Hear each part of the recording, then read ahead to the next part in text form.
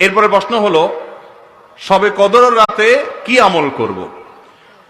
শবে কদরের রাত এটাকে আমরা 27 রাতেই ফিক্সড মনে করি, যদিও নবী করিম সাল্লাল্লাহু আলাইহি সাল্লাম বলেছেন তাহাররাউ লাইলাতুল কদরি ফিল ভিত্রি মিনাল আশরিল আওয়াখির মিন রমাদান। রমজানের শেষ 10টি রাতের মধ্যে বেজোড় রাতগুলোতে তোমরা শবে কদর তালাশ করো। বাংলাদেশে যখন বেজোড় রাত, সৌদি আরবে তখন জোড় রাত হতে পারে, তাতে কোনো অসুবিধা নেই। সেখানকার মানুষের যখন বেজোড় রাত হবে তখন তাদের শবে কদর হবে, আমাদেরটা আমাদের অনুযায়ী হবে।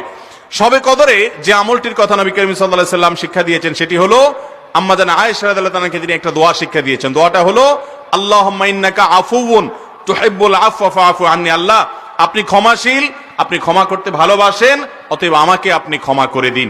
এছাড়া শবে কদরে আপনি নামাজ পড়বেন, দোয়া করবেন, কোরআন তেলাওয়াত করবেন, জিকির আজকার করবেন, তাসবিহ তাহলিল করবেন, রাত জেগে থাকবেন, আল্লাহর কাছে কান্নাকাটি করবেন, এই কাজগুলো আপনি করবেন।